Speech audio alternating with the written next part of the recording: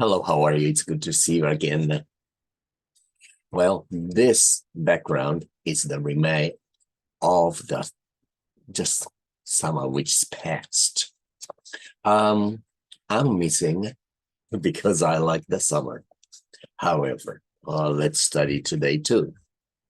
The first idiom for today is to take on. It means to employ,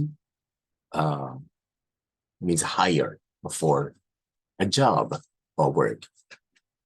For example, after the COVID-19 turmoil was over, many companies have been taking on a lot of new workers in mostly the developed countries.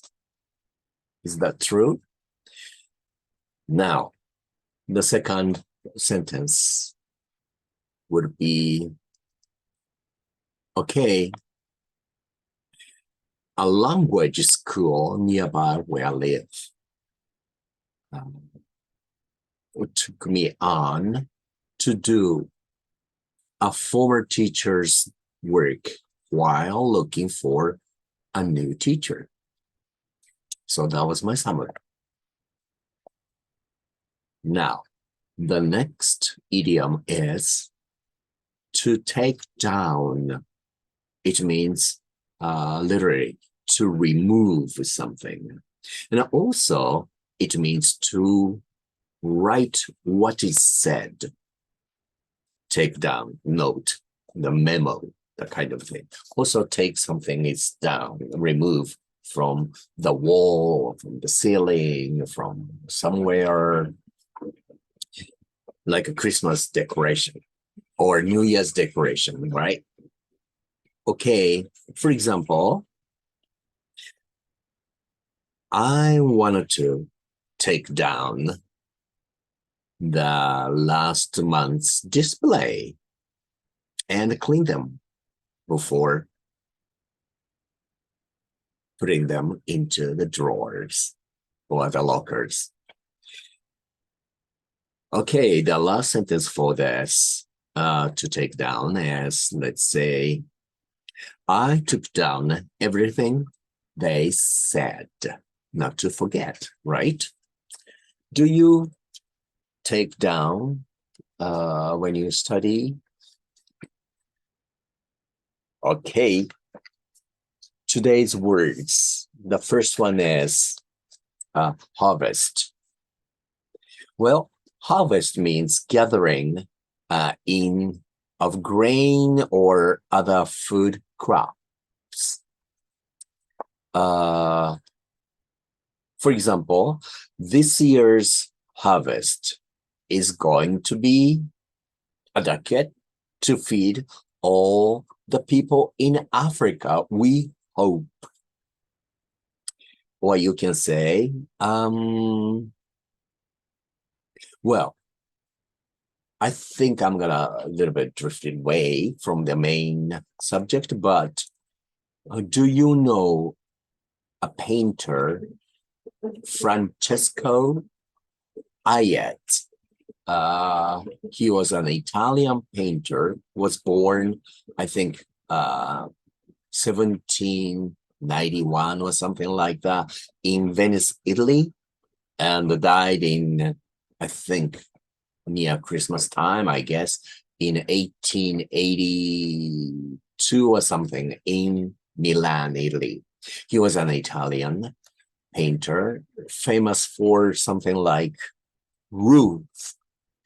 Now, Ruth is a lady who appears in the Bible, the Old Bible, the Hebrew Bible, or the Old Testament, some people call it. Jewish lady. It's famous for that she says after she lost her husband and her mother-in-law, whose name was Naomi. And Naomi also lost her husband. Naomi had two daughters-in-law, and one of them was Ruth.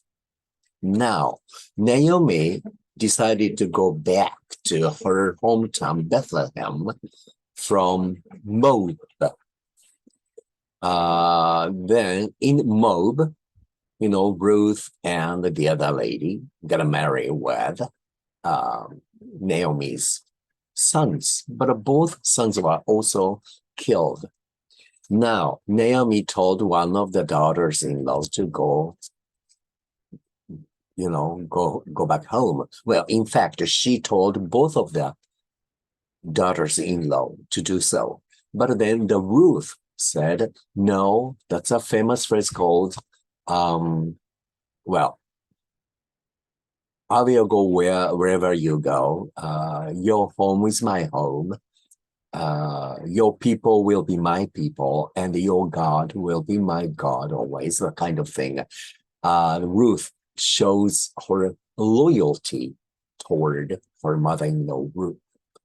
And from Moab, I guess she was a Moabite, but then she decided to go along with her mother-in-law to move to Bethlehem. Anyway, the Ruth is the kind of lady, is famous, but then quite a few painters drew paintings, motif on her. And Ruth is one of them, and she was collecting, in British English, it's called corn. But then many North Americans probably call it grain.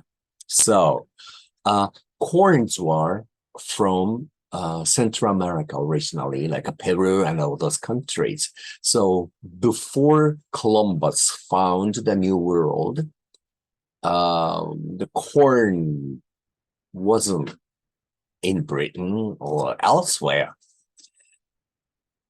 So it is kind of strange that it says corn, and some people make mistakenly, oh my goodness, the corn already existed in ancient Israel. Well, which is not true. In British English, they call it corn. That means grain in North American English. So don't make mistake. Also, do you know the paint called the gleaners? Gleaners or grain pickers or collectors. Well, glean means simply to learn something, pick up the knowledges and learn from that, or collect or gathering.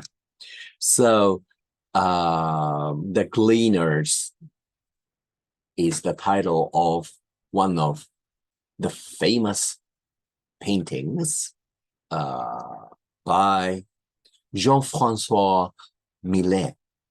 He was a French painter, was born in 1814 or something like that in Normandy in France, and died in late 1870s, perhaps the middle of 70s, in Paris today. It's Ile-de-France, it is called, that place in France. And the gleaners, the three people